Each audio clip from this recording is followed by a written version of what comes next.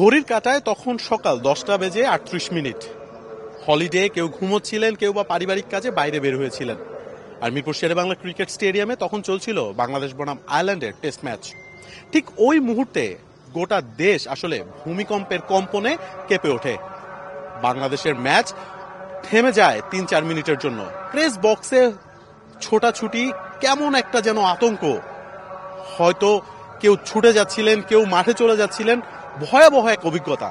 এই অভিজ্ঞতা আসলে কেউ দেখতে চায় না, কেউ ফেস করতে চায় না।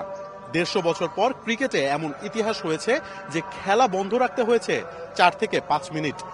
কেমন ছিল এই ভয়াবহ অভিজ্ঞতা?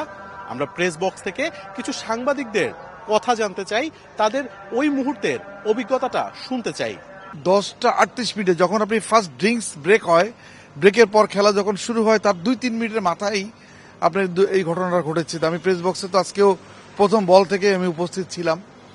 তো এমন একটা সময় যে স্কোরারের কাছ থেকে নোট করব, যখন ঠিক তখনই আপনার এই ভূমিকম্পটা, এমন একটা অবস্থা মনে হলো যে প্রথমে কেউ বুঝি অনেক জোরে, প্রচন্ড জোরে একটা ধাক্কা দিচ্ছে, সেটা হয়তো হঠাৎ করে কোনো ঘূর্ণিঝড়ের মতো কোনো কিছু আসছে কিনা বুঝে উঠে পড়ার আগেই বসেছিলাম প্রেস বক্সে, হঠাৎ করে দেখি যে সব আওয়াজ, খুব ভয়াবহ একটা আওয়াজ। তো সাথে সাথে নিচে নেমে গেলাম সিঁড়ি দিয়ে। তো আমি মাঠের দিকেই চলে গিয়েছিলাম, ওখানে দেখলাম যে ফিল সিমন্সও বের হয়ে আসছে, ড্রেসিং রুমে সবাই মনে হয় বের হয়ে এসেছিল। আর খেলাও মনে হয় কিছুক্ষণ বন্ধ ছিল। হ্যাঁ, মানে আসলে এটা তো সচরাচর দেখা যায় না যে খেলা একটা প্রাকৃতিক দুর্যোগের মধ্যে পড়ে যায়, বাট মানে আল্লাহর হাজার রহমত যে আমরা ঠিক আছি।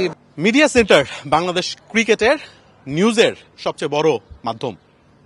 এই মিডিয়া সেন্টার আজ কেঁপে উঠেছিল, গোটা শহর ঠিক যেমনটা কেঁপে উঠেছিল।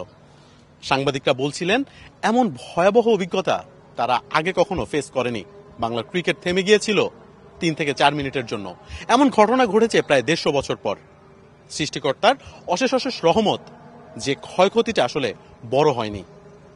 মিরপুর শেরেবাংলা ক্রিকেট স্টেডিয়াম থেকে মোহাম্মদ আদনান, দেশ টিভি।